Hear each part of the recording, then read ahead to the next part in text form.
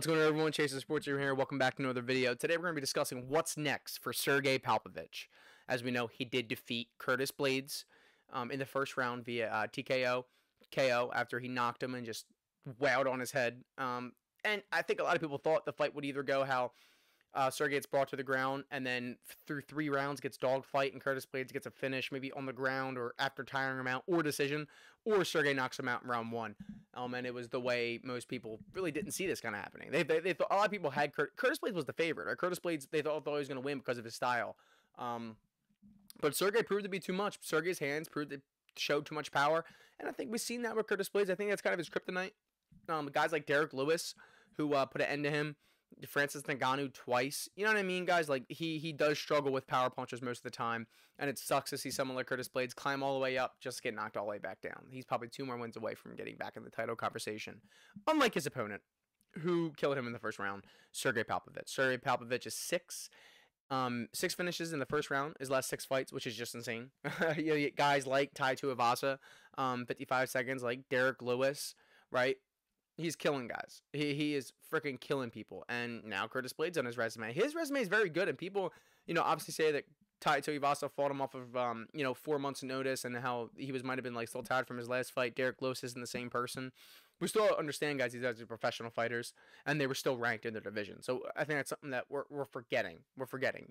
Sergei does have that 1 loss to Alves or Overeem, but it's looked like he's done nothing but getting better since that. I think when you're talking about what's next, who fights him next, I think the only logical answer is Jon Jones. But I think we all have to understand that the UFC will not allow that. They're gonna make it Stipe versus Jon Jones for a retirement fight and then vacate the belt. I think that's kind of what we're all thinking here. I don't think Jon Jones looking at this going, let's go fight the guy with nuclear power who's like 30 years old, a Russian killer, right? He's gonna fight Stipe, who's an old, almost retired firefighter. Let's be honest here. Stipe's come off a KO loss. It's kind of like a win. It's a goodbye win for Jon Jones. I think we all kind of know that, right? We all kind of know that. So in reality, and we don't want. Here's the thing, guys. That fight isn't supposed to take place until November now, it seems, if it does happen. It's like, do you want Sergei waiting that long? I do think Sergei fights one more time before he gets a title shot, even though I think he's well deserved of it. You don't want him laying off for that long. I think he'll get a guy like Aspinall.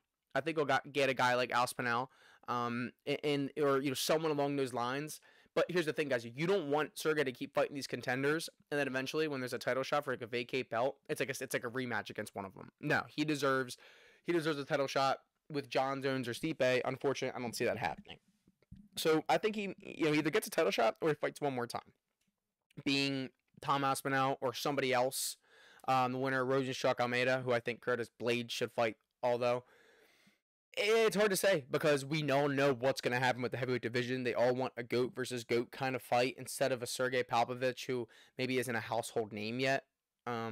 It's unfortunate because he is a complete dog. I think he's well deserving of it. He's knocking off all these top guys.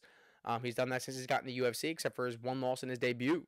Who do you guys think he should fight next? Like I said, Curtis Blaydes should probably get the winner of Rosenstruck versus Almeida. I would say, honestly. You got guys like Volkanov out there, needs an opponent. I think it's interesting.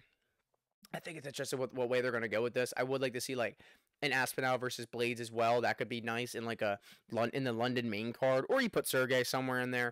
But I just think you give Sergei the backup role, Jon Jones versus Stipe, or you give him that fight. So we're going to have to wait and see. But we kind of all know what the UFC wants to do, right? Let's be honest here. Nonetheless, guys, let me know what you guys think, and have a great day.